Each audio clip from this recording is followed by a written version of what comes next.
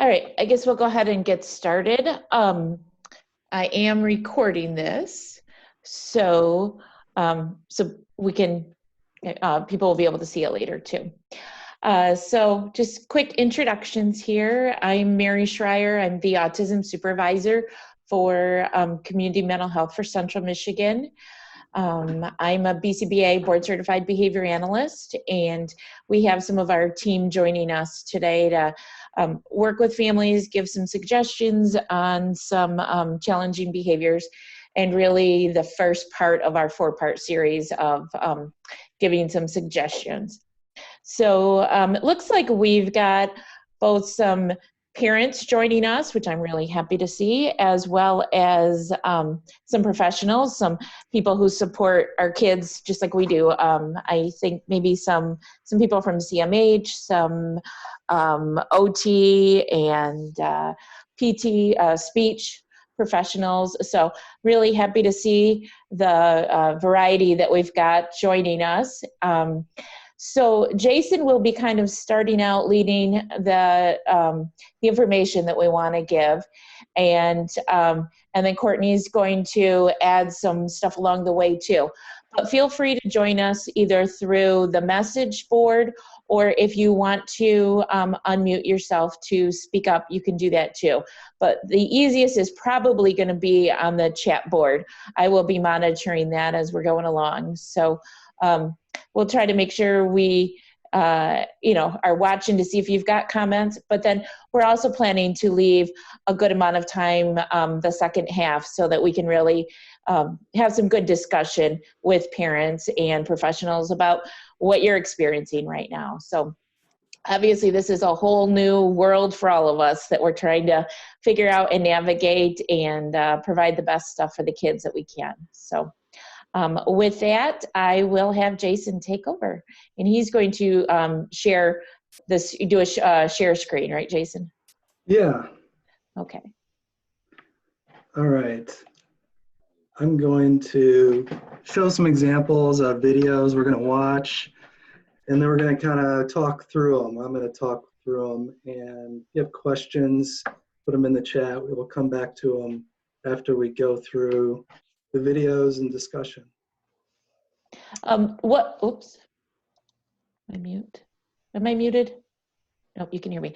Okay, just one real quick housekeeping thing. If you can stay muted unless you're actually talking, that'll probably make it easier for everybody so we don't get background noises and stuff. So thank you. Thanks, Mary.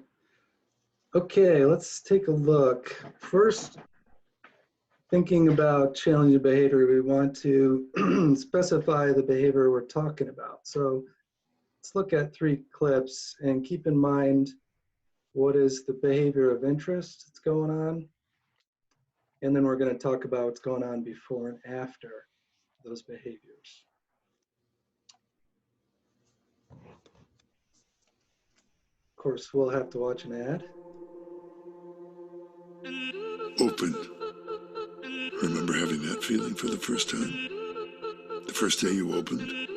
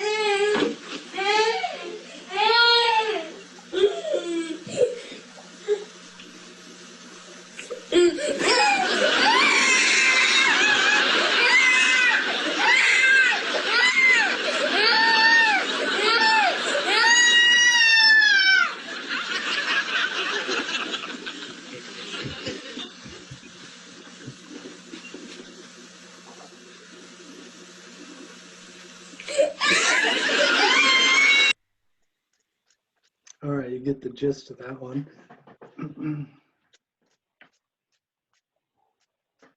Now let's look at the second one. Ready? You ready to make some pictures? Ready? Look. We have two. Which one says... No. Wait a second. I have a question. Do you want to play with the stickers and the food? Yes? Over there, the pizza? No? What do you want to do? You want to play with your baby? Look. You show me our schedule. What did you pick? What did you pick? Uh-oh, it fell off. We're all done with ABC. What are we going to do? ABC is all done?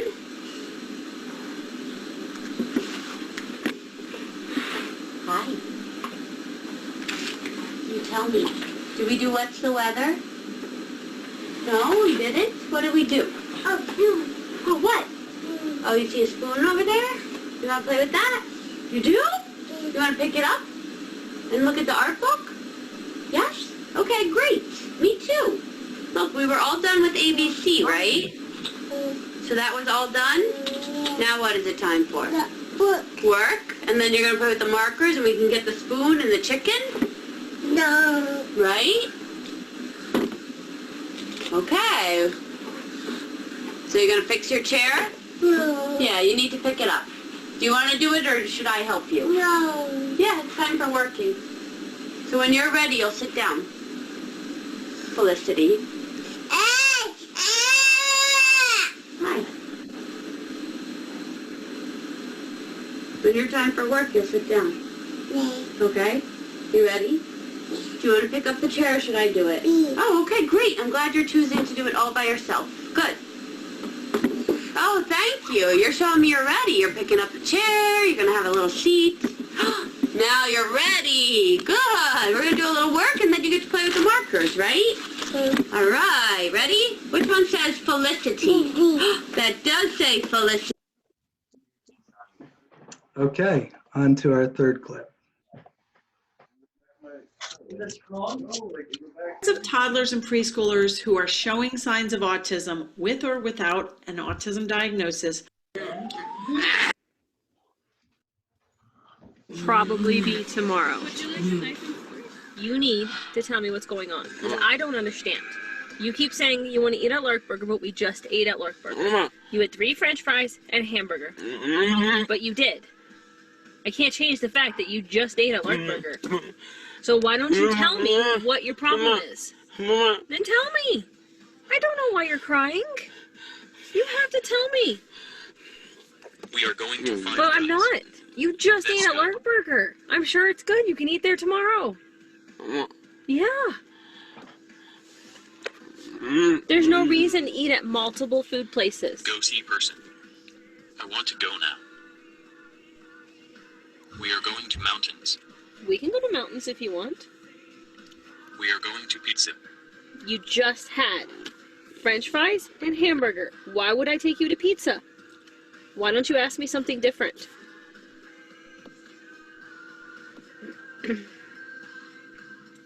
You can say, I had a great time. You can say, hey, that was good. That's good.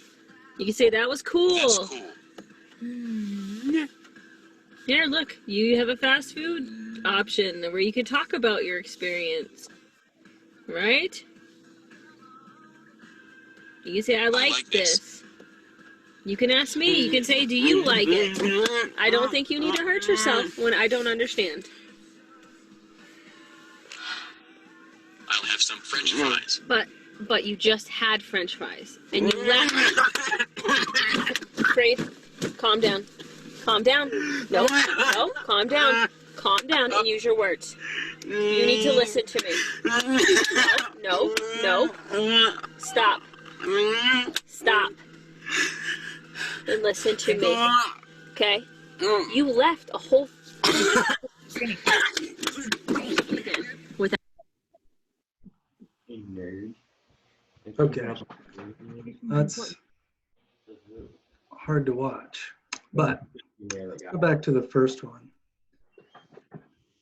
First, we're going to be assuming that behavior occurs as a result of what's going on before and right after it. And so we might ask, what was happening before the flopping and crying? This was the little toddler. The camera person was in a group with others, and the child was alone immediately before. Immediately after the flopping and crying, others approached a little bit. That could have been a little bit of attention. And we'd ask, what skill or ability might the person be missing or fail to do? This toddler can't say, pick me up. So that's a way of looking at what skills might be lacking. Further questions, what might have set the child up or lead to this problem? Sometimes without social interactions, or I should have said, the child might have had some period without having attention and social interactions, such as physical contact being picked up. And what might have prevented the flopping and crying, maybe just the opposite, having had a lot of social interactions just beforehand, physical contact and being picked up. The second video of little Felicity, we might ask, what was happening just before? She said no and looked away and left her seat. She was given an instruction to read or to pick a word, actually. And what happened immediately after? The teacher put down the sheet. Felicity was moving further from the task. And then the teacher was mentioning stickers and food, which might have been, just at the sound of it, a reinforcer, immediately following a refusal. What skill or ability might the person be missing or fail to do?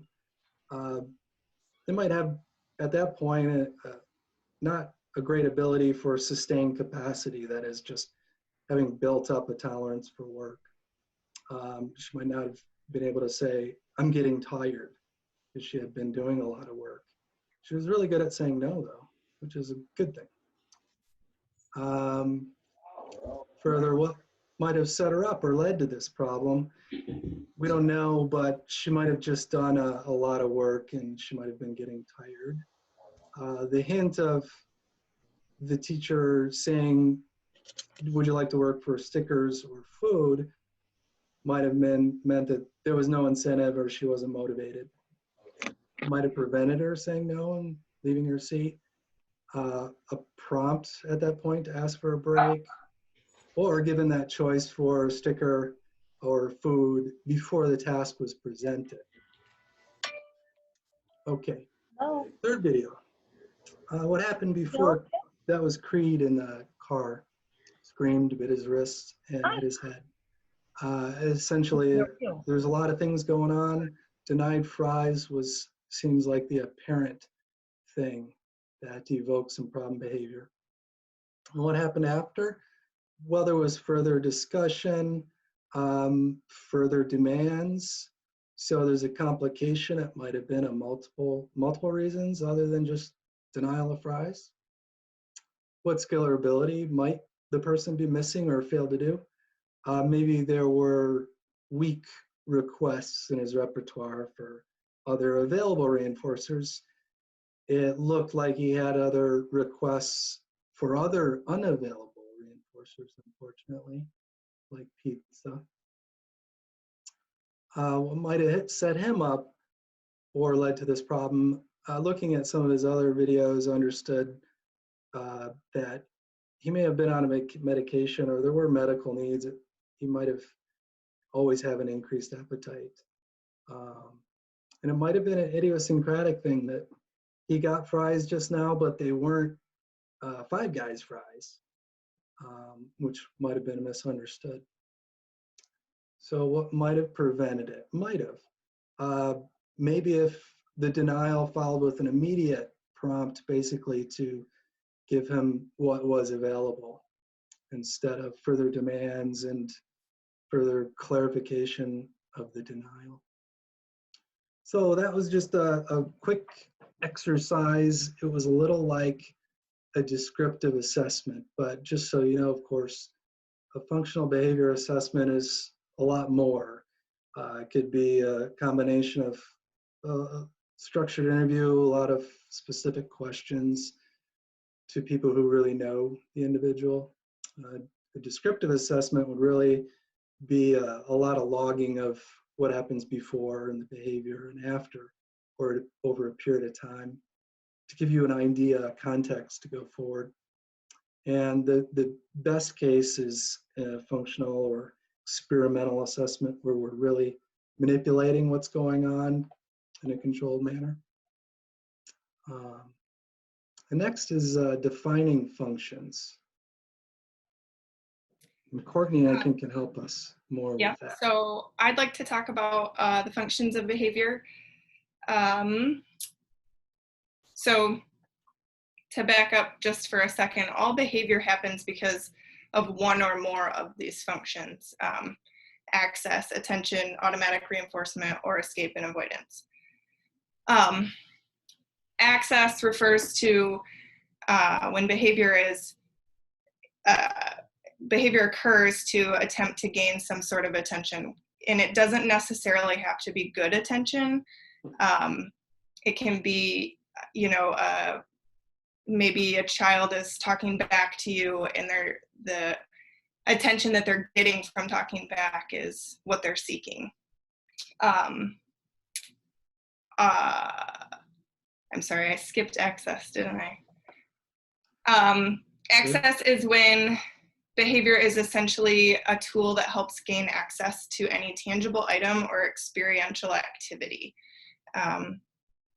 A kid who maybe wants a specific toy at a certain time, or if you are giving two options of food choices and they don't want either of those options, then maybe there's a tantrum, and that tantrum is essentially to access the preferred type of food.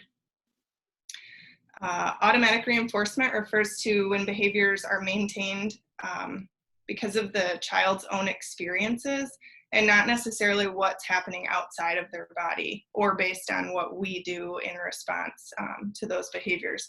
So generally, these are related to your 5 senses. Some people call automatic reinforcement sensory reinforcement too. And then the final one is escape or avoidance. So this happens when the behavior occurs to attempt to get out of a situation that they don't like, which is escape, or to avoid being in a situation that they don't like, which would be avoidance. Go ahead. All right, thanks. So as I hinted earlier, talked about among those 3 videos, what kind of things might have been done to prevent the problem? You can always prevent a problem behavior, but these are sort of things we'd be thinking about. For access to a tangible or reinforcing activity function, like let's say transitioning from Xbox play, we might fade in those transitions with some warnings, or fading in how long they have to leave the Xbox and then get to return to it. Another general procedure for the tangible function is non-contingent. That basically means regardless of what good or bad behaviors they might exhibit, you're going to deliver those functional tangibles at a pace. If it's a frequent response, we might be delivering them every minute or every 10 minutes. But generally, it's giving that thing for free. They're not motivated to exhibit problem behavior to get it. They're getting it for free.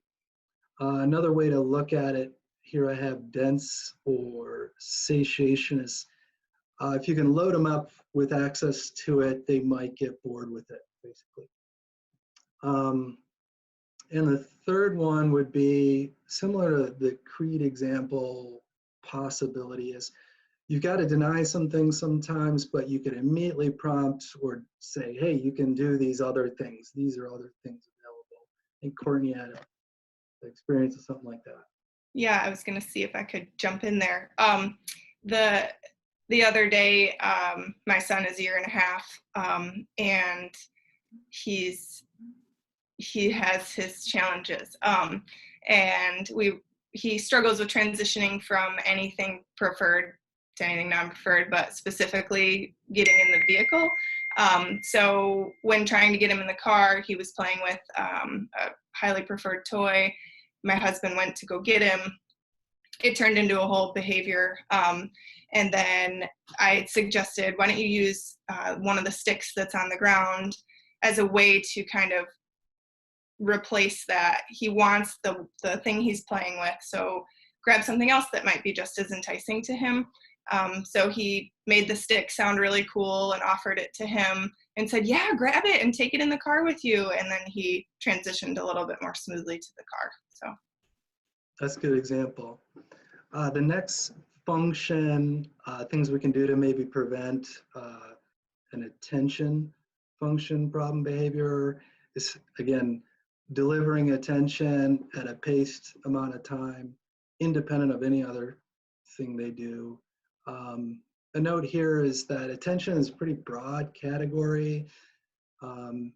Obviously, there's a lot of quality. It could be a particular type of comment, like one study talked about it, whether the topic of conversation was of the person's interest, was the relevant quality of attention.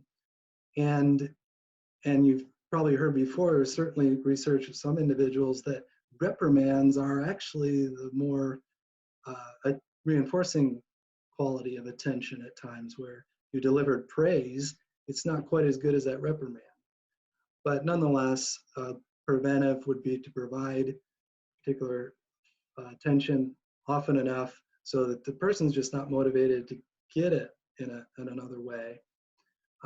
Form, also noting attention, also kind of includes physical contact, and they're paced out. And also, again, if you can load up lots of attention before going into a situation that might be a diverted attention, where you don't have time to give the person attention, you can load them up with some attention before going into that situation.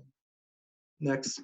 Jason, can I just say too, sure, that these are not in any way to excuse or blame behavior. They're simply examples of why behavior is occurring. So just attention, sometimes it might seem like when somebody labels behavior as attention maintained that it might be blaming somebody for providing that attention, but that's not it at all. There's ways to change the type of attention that's given at certain times to kind of promote a more preferred type of behavior. I hope that makes sense. Yeah, it's a really good point. I think that when we're saying attention, it doesn't have that general lay term. I'm really thinking about eye contact, me talking, and it's a real basic form, as opposed to not giving attention to your child in a very broad sense is not what we're talking about when we use that term. Think of social reaction. Automatic or sensory stimulation, meaning the outcomes are built in. No one needs to be around. In fact, the experimental condition that you might determine whether it's an automatic function is if they're alone and the response is occurring, independent of anybody being around, that could be an indicator that it's automatic. But if you got a response that's causing problems, you might try to match the particular outcome. It could be any sensation, it could be sight, sound, feelings, taste, all those senses. We might want to try to figure out which one it is and provide it for free, again, non-contingently, or for a more adaptive behavior. If again, for example, if hand mouthing were breaking down your skin, that would be a problem because of the skin breakdown. So maybe a chewy is matching the stimulation but saving the skin. Escape avoidance prevention. We can reduce and then fade up the size or the duration or the difficulty of these tasks. We can do that by the sheer task itself or by our helpful prompts. We can make it real easy by giving them, clear prompts to make the task really doable. And again, in reducing the task demand in and of itself. offering choices among learning materials, a lot of homework to be done. You could say, which would you like to start with first, instead of providing it for your choice or your instruction. In fact, some studies have found that just the choice is helpful. And say they chose A, and then later, because we knew that they chose A, but then we said, here, do A, it's not quite the same as having the choice. And sometimes too many choices is not beneficial. So making sure that at least you know how many choices are too few and how many choices are too many in that at that moment. Yeah, that's a good point. And kind of like the Felicity example, the girl who walked away, giving the choice of the reinforcers before she said no was probably going to be helpful for her. Who knows? Another procedure, it's called a high probability sequence or momentum, is before you provide maybe the more difficult task is asking a real high likely, hey, high five, look at me. The student can do that easily. A series of those easy ones could lead to that task coming after that being done. And in general, an antecedent interventionist look at teaching alternative behavior across all of these functions. And that's a whole series of training. Okay, moving on. So this list kind of reflects some consequence interventions, and consequence is not necessarily a negative thing in the way that we speak about it here. It just refers to anything that happens directly following a behavior. So these are some things that you can do to try to kind of evaluate that. Utilizing differential reinforcement, that's a really difficult thing to kind of give a broad overview on without getting into some crazy lingo type things. So basically, it's just ways that we can kind of shape behavior to look a different way. If like Jason's example of giving the chewy. So if someone is biting people, which is not something that is preferred, you can give them the same input that they're getting from biting people by biting something that's inanimate or a chewy. So that's a form of differential reinforcement. Preference assessments are another tool to use. This is just kind of analyzing what preferences are, and there's ways that we can do it that's kind of a little more formal and standardized. But in your living room, you could just throw out 3 or 4 preferred items that and then have your child choose whatever of the 3 is their number 1 favorite, and then use that to your advantage as a reinforcer. Motivation kind of hits on that too. Nobody does things for free. There's always motivation. There's always a motivating factor in anything that we do. So it's important to remember that and then recognize all things that are motivating to your child. Non-contingent reinforcement is generally my favorite thing to recommend to kids who have attention maintained behaviors, because you can give non-contingent attention very easily. Sitting on the couch, if there's not really any engagement between you and your kid, you can sit closer to them and give them some positive attention and praise whatever it is that they're doing that you're liking, and that doesn't have any strings attached. So it does, even if they're yelling at their iPad and it's time for you, that you think they need some attention and stuff, you can, if you're doing it at certain intervals, you can maintain that. And I think I'm really confusing you at this point, but it's hard to tell you that and break it down. Remaining calm is number 1, the most important thing you can do ever, always, in any behavior. giving choices, like we said before, is important, but remembering to have an understanding of how many is too many and how many is too few. Redirection is also one of my most preferred things to tell people, especially my husband. At times it's easy to get hung up on what they're doing right then. And I think instead of even engaging in that behavior and focusing on that, sometimes it's just easier for parents to move on and just, they're over there, you know, kind of maybe throwing a tantrum, laying on the floor, refusing to do whatever. Move on and go find something that you know will distract them and pull them out of that behavior. And, you know, maybe it's, let's build a Lego set or something like that, just redirecting to something that's not going to cause a behavior. And ignoring behavior is also really difficult because it's not what it sounds like. It is, but it's not.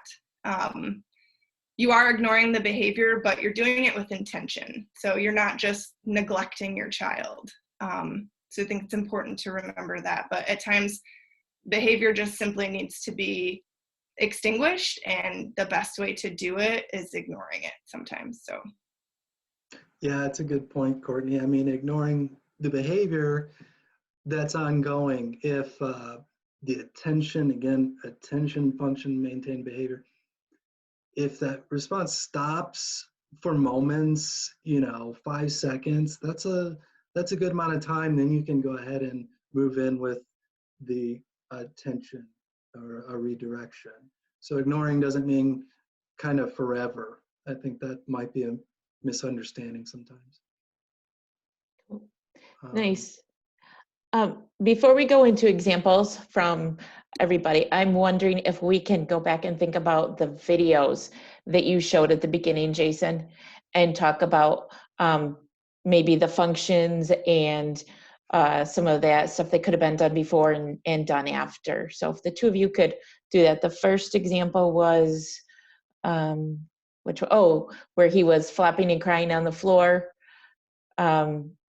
Only when he would see that somebody was walking by, right? Yeah. So what would you say the function of that was? Oh, yeah, attention. Did I get it right? It appeared that way, yes. And it's a good point to review. Thank you, Mary. I think with a descriptive analysis, that is what's going on before, what's going on after the behavior. We're going to see an event or a whole bunch of events, and we're going to record before and after. All three of those incidents of the child flopping and crying had no attention afterward. So I just wanted to point that out, that we can be pretty confident that his being left alone and the absence of any attention during the before condition was pretty telling. And sometimes they're fairly obvious, and you can kind of just imagine a history of trials, of cycles where he flopped and he was picked up, and then one day they just stumbled upon how silly it was when they didn't pick him up. How it persisted. So yeah, attention for that one. The function for Felicity, and that was pretty clear. We can trust that her saying no, we'll take her at her word. It was an escape avoidance. Again, in one snapshot, we're fairly confident, but we could be wrong. Right. It isn't always that straightforward, so we're very humble in saying it's probably. So we'd move forward. We wouldn't try to do any kind of hardy assessment. We would provide interventions that address an escape function at that point. The creed is most certainly complicated. Although tangible is a function, we would access to tangibles is clearly the front runner. It could very well be a combination. And in fact, Greg Hanley's research lately is saying more often than not, perhaps I don't want to put words in his mouth, but it's certainly common in the real world that you're going to have an overlap, a combination, or synthesis of multiple functions. So tangible denial may be complicated in that moment with added demands in the face of denial for requests. Again, I looked at some of the other videos. I had a picture being painted. She was a fantastic parent, I will say that. And she was trying to get him to communicate, which is a balance, because that could be the functional alternative, is to make a request for something available. And she was pressing that. Anyway, I don't want to go on too much. Tangible, maybe a bit of demand. Yeah. No, good. Yeah, let's go ahead and see if anybody would like to share any examples or questions dealing with challenging behavior, and we can see if we can work through some of them. If you are not able to unmute yourself, you can send me a message. If anyone wants me to go back to the screen, I will. Looks like we've got somebody, maybe. You gonna share? Yeah, hi. Okay, so this one is a really big issue here at home. Dallas has a really bad habit of kicking things. I mean, like the fronts of my cabinets. And if I send him to his room, he kicks his walls very hard. And that's a difficult behavior to get him to stop. Mm-hmm. And I'm not really sure exactly how to do it, except for, to either let him kick the walls and get it out on his own, or tell him that, it's not safe what he's doing. Maybe pick him up and put him somewhere else in the room, like on his bed, or maybe even in the middle of the room. I've tried those things, but it's definitely one of our big issues right now. Sure, yeah. Frustration behind those.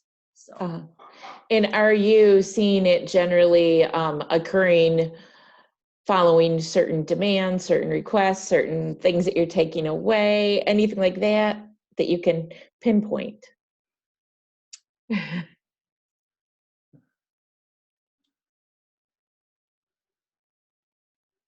I'm finding that this has a lot to do with negative attention behavior. So if I would like to stand there and do my dishes, and behavior, but it starts with, me doing those dishes, and the next thing I know, he's hurting his sister, and then it's like, okay, well, I need to separate you guys. You need to do this timeout first. Timeout doesn't work because he's kicking the walls and stuff. Right, yeah. I'm feeling overwhelmed. You need to go in your room. Yeah. Kind of. So a couple things, and you might very well be doing these already, but even thinking about what Jason and Courtney had said about non-contingent attention. So if you're able to, maybe before doing the dishes or whatever that is, give him, 5 minutes of just undivided attention, and tell him maybe at the beginning of that, hey, we're going to hang out and do whatever you want right now, and then I'm going to do dishes, and then after that we can hang out some more. So just kind of giving him that heads up, but also he's getting that attention without having to kick and stuff, so that could be something. And it also maybe at, when he has not done any kicking for you, got through it, even if he makes it through a minute, you can start with something very small that just makes it through a minute, and you're then again telling him, hey, great job. I'm glad you're hanging out with me, or you're staying calm, or, whatever it is that he's doing, just to kind of remind him that I'm still here for you. I'm thinking about you, and you're doing the right stuff here, so just kind of keep giving him those little bits too. So it might help. Okay. Another thing that you could try is, if it's attention maintained, having him help you do the dishes, you could make a game out of it in a way. Or you could reward him for doing the dishes with you, teach him how to put them in the, do you have a dishwasher or no? No. Okay, so teach him how to dry them off and where to set them, and then he can earn 15 minutes of one-on-one playtime with mom, playing outside, or some of his favorite things. And maybe just giving him a little bit more responsibility might kind of really help alleviate some of those attention maintain behaviors. Okay. Hopefully that'll help. Mm-hmm. I'm taking notes, so. Good. I'm glad all of you joined us today. And even if you don't have any comments that you want to share or ask about, that's fine. You can always reach out to us later, or, just know that we're here for you. Mary, there is a question in the chat box asking about resources. Do we have any resources to share with families? Yes. Okay. So we have on our cmhcm.org website, if you go to the menu under mental health, there is a link that is COVID-19 resources for families. And that has a variety of things, a lot of stuff that our team has been finding and adding there. So it's some things like mindfulness app, games to play with your kids, just some other suggestions of, ways to kind of get through this. Courtney, Jason, Megan, any of you have comments about what was in there in addition to that? I found that the Dyson Foundation has some interesting challenge cards for kids. It's probably more like elementary, middle school age, but if you just look up the Dyson Foundation challenge cards, you can find them there, and I'll get the link so we can add it to our page. Cool. Yeah. Any other questions anybody has for us? So we can give you more examples too if you want. Yes. Go ahead. So, in the beginning of January, we had an incident with my son at daycare, and he has been sleeping in my room with me ever since then. And we're having a hard time getting him to go into his room and stay into his room. He had some issues with urinating in his room, which I've had to talk with his doctor about, but he's painted his carpets and things, and he just seems like he prefers to be in my room more. Mm-hmm. Now, that's not exactly a problem, except for I feel like he's starting to kind of regress and not want to be even in his own room by himself to put on his own clothes and things.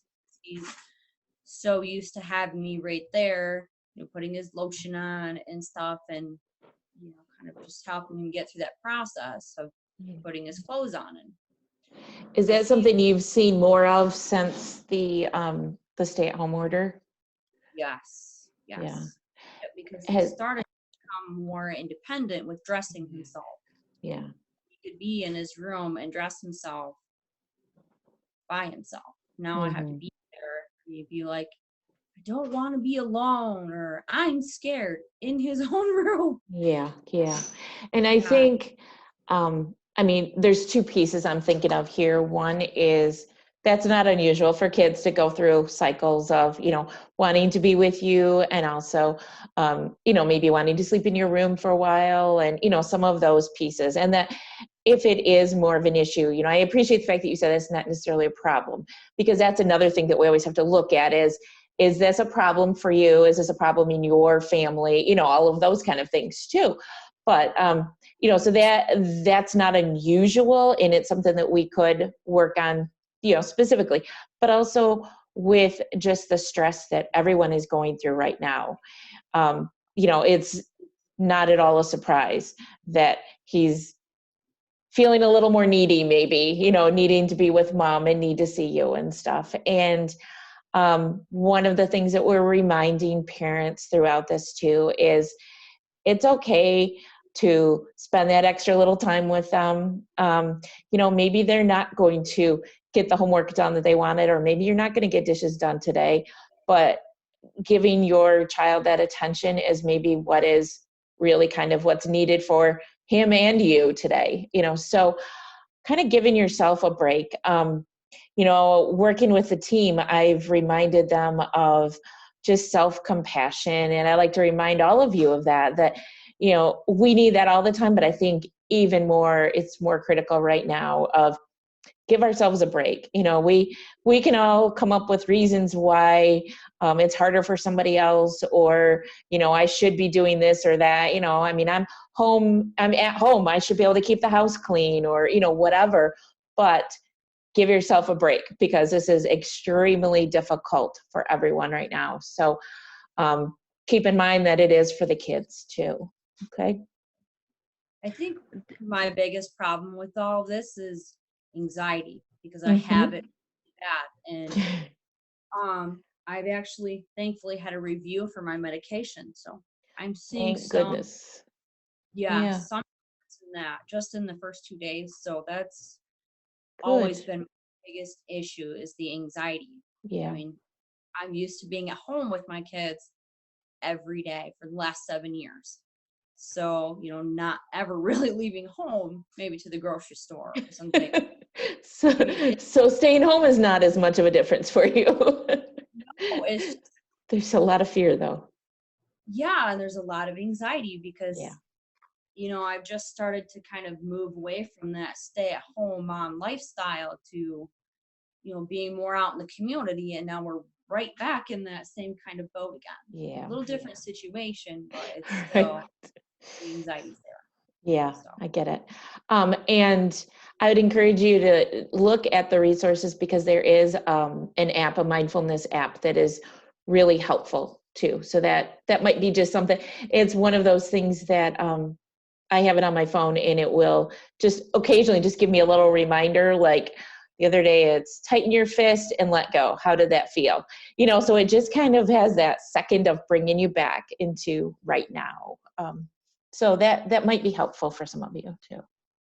Okay, because I find that I'm putting it on myself to make sure that I'm being mindful enough to catch myself when I have too much anxiety. And it's like some days I just want to throw it up in the air and be like, okay, put on my headphones, put the music on. And escape.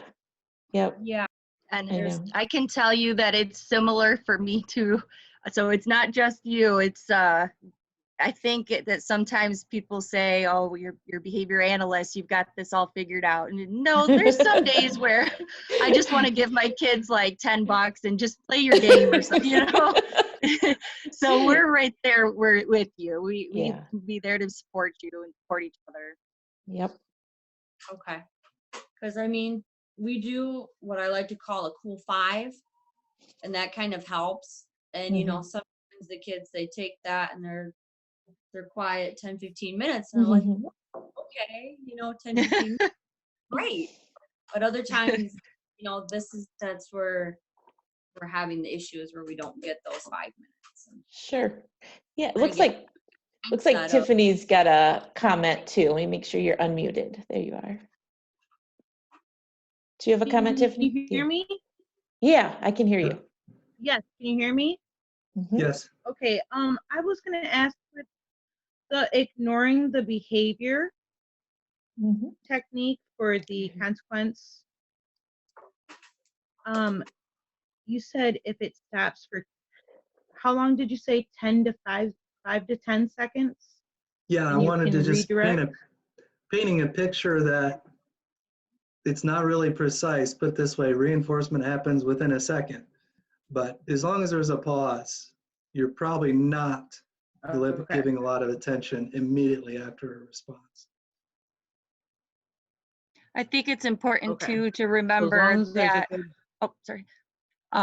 Remember that we're ignoring the behavior, so we're not ignoring the child, and it's very different because as soon as they're complying and doing what you're requesting them to do, A lot of parents sometimes might want to go through a whole long discussion, and you know, a lot of times that doesn't work because it's attending to that behavior. So just being really cautious of what is the function of the behavior, kind of always ask yourself. And if there's an attention component, then reprimands are not going to work. It's going to increase the behavior. Right, that was my concern is Yeah, it's and just even that, like, go ahead. I don't know the function, so I'm ignoring it. Yeah. And So, Tiffany, that is where sometimes you can test it out yourself a little, like even like the first video where we saw they were ignoring it, and when he couldn't see anyone, he stopped. You know, so sometimes if you can ignore it and see, does that stop it? Or maybe giving it 5 minutes of ignoring and it is just escalating, then you really need to think about, okay, is there something else going on here too? But I also think about like that third video, I felt like the mom was spending too much. She was definitely getting frustrated there, which we all get that way. And especially if your child is hurting themselves, you know, you're going to really get frustrated and try to get that to stop. But I think she was using a lot of trying to get reason with him, you know, of, well, why do you want to go back to a restaurant? We've already been to a restaurant. You're not hungry. You already ate. What do you want? What do you want? You know, and I think that could have been a position where if she could have given him two choices that were reasonable choices, you know, we can go home and have something to eat, or, you know, or we can go for a drive. You know, maybe it was that he really just didn't want to go home yet, or maybe he was still hungry, you know, so just kind of figuring out some reasonable choices, and then kind of sticking with that and not over talking and over analyzing stuff. Sometimes that helps too. okay, And great. an Yes, attention, thank you, Ben. Yeah. an attention function is really a really hard function to deal with. And ignoring behavior can sometimes be absolutely necessary, but it's never just on its own. And that was sort of my point in terms of don't ignore the child. It's not, you know, being aloof. Don't confuse the word ignore with abandonment, but ignoring in terms of extinguishing or not giving attention. At least don't be really responsive and immediately after a problem behavior go, oh, don't do that. If you can let some seconds pass, then you can do the other intervention like Courtney mentioned, redirection, or a prompt to ask for something in particular. Anyway. I think we saw a little of that in the Felicity video too, of where when she came back to the chair and she flipped it over and the teacher told her to pick it up, or she'd have a choice of picking it up or the teacher would pick it up, but, you know, kind of not focusing on the problem behavior, but telling her what to do. And then immediately, as soon as she, you know, was complying with picking it up and sitting down, then it was a lot of praise of, all right, great. And really moving into what she wanted to, you know, there was none of the, why did you flip it over? You know, or, you know, going back to the problem behaviors and dwelling on those. You know, an interesting study I just saw that if they saw what type of quality or what was the type of attention that might be causing or keeping a problem behavior going, if the comment about the was really about the problem behavior, why don't hit yourself, versus, oh, it's a nice day. Equal timing and attention, but the ones that were talking about the problem behavior cause problem behavior to occur more. So anyway. Yeah. Cool. Okay. Any other you. questions, comments from guys, from any of you? All right. Well, it is 4 o'clock, or almost 4 o'clock. I know we were hoping to try to keep this to an hour. I hope you guys can come back next week too. Megan or Travis, either of you want to kind of give them a highlight of what we're going to be touching on next week? Yeah, I can. So next week, we're going to be discussing instructional control, and we're going to really be getting into how to respond to those challenging behaviors and how to more specifically prevent the challenging behaviors. So looking forward to hopefully seeing all you guys next week. Yeah. Yeah. So I think that's going to really give us a little more meat too to what we've had today of, maybe how we ignore or how we have some things that we do beforehand, and really giving a lot of that positive attention and not responding to the negative, the problem behaviors. So, right. Yep. Cool. All right. Well, you guys feel free to send me an email if you have any other questions along the way. And we will see you next week. And I hope you guys all have a good week. Thank you. Thanks, everyone. Thanks.